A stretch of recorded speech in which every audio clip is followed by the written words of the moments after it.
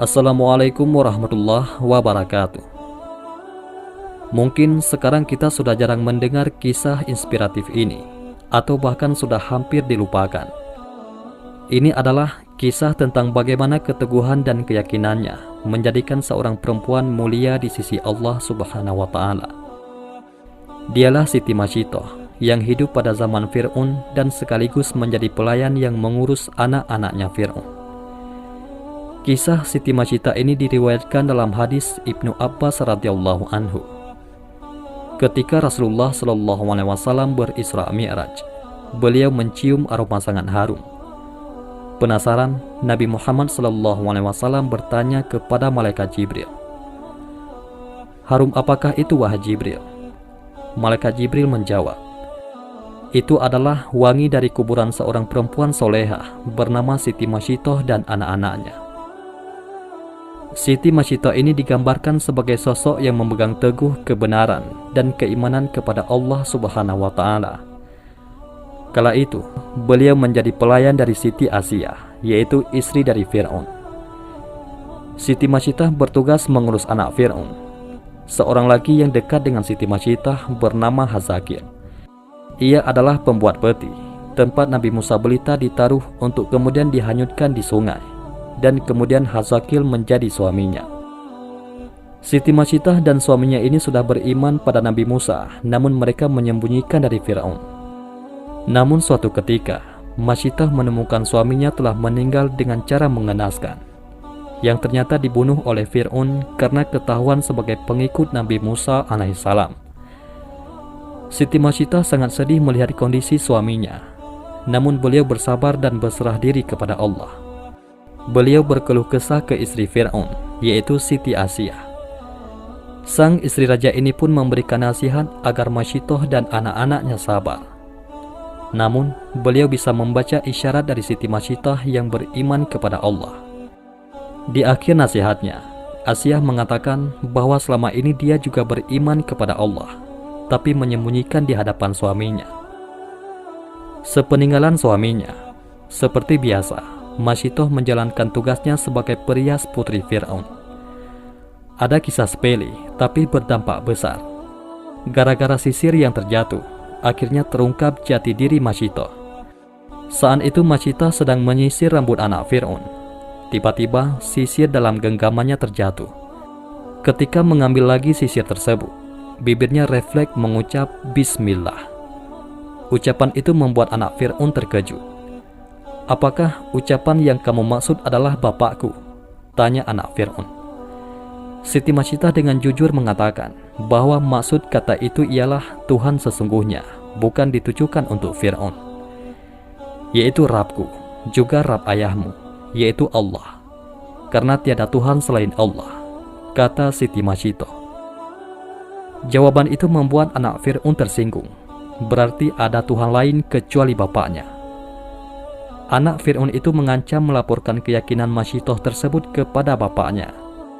Namun Mashiitoh tak gentar, karena ia yakin Allah adalah Tuhan yang sebenarnya, bukan Fir'aun. Laporan anaknya membuat Fir'aun murka. Ia tidak menyangka pengasuh anaknya adalah pengikut Nabi Musa. Mashiitoh dipanggil, lalu ditanya oleh Fir'aun, "Apakah benar apa yang disampaikan anakku? Siapakah Tuhan yang engkau sembah selama ini?" Mashiitoh tidak mengelak tuduhan itu. Dengan tegas ia mengatakan, "Betul bahwa tiada Tuhan selain Allah yang sesungguhnya menguasai alam dan isinya." Jawaban itu membuat Fir'aun semakin marah. Dia memerintahkan para pengawal menyiapkan minyak mendidih di dalam tembaga besar. Wadah panas itu menggodok Mashiitoh beserta anak-anaknya. Pemandangan itu disaksikan masyarakat luas. Sebelum dimasukkan ke minyak panas, Mashiitoh diberi kesempatan sekali lagi untuk memilih. Dia dan dua anaknya selamat jika mengakui Fir'aun sebagai Tuhan. Sebaliknya, nyawanya terancam jika tidak mau mengakui ketuhanan Fir'aun. Sebagai perempuan beriman dan meyakini Allah Subhanahu wa Ta'ala, Siti Mashiitoh tidak gentar terhadap ancaman Fir'aun. Beliau tetap yakin Tuhan yang sesungguhnya hanyalah Allah, bukan Fir'aun. Pendirian Mashiitoh semakin mempermalukan Fir'aun. Raja kejam itu memerintahkan pengawalnya melemparkan anak Masyidah satu persatu di hadapan ibunya, hingga yang terakhir, yaitu bayi yang sedang menyusu dalam pelukan Masyidah. Ibu mana yang tega menyaksikan satu persatu anaknya tergerus minyak panas.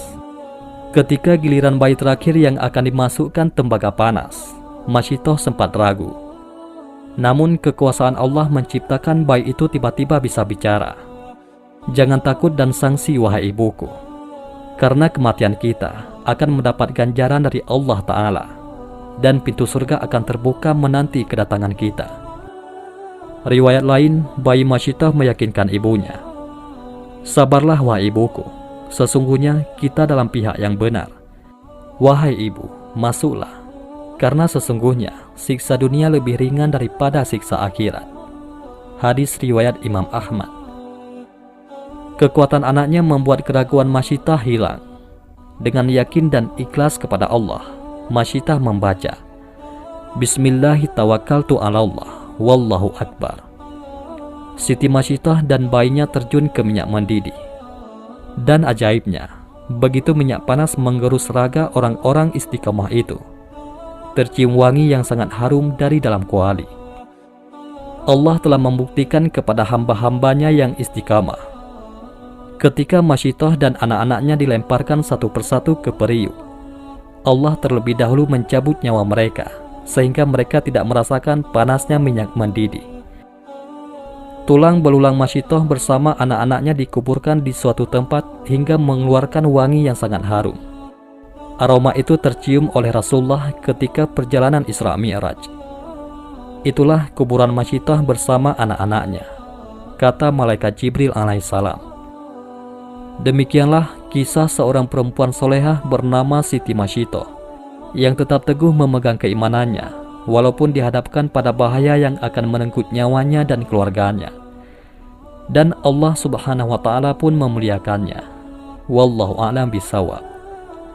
Mudah-mudahan ini semua bermanfaat. Assalamualaikum warahmatullahi wabarakatuh.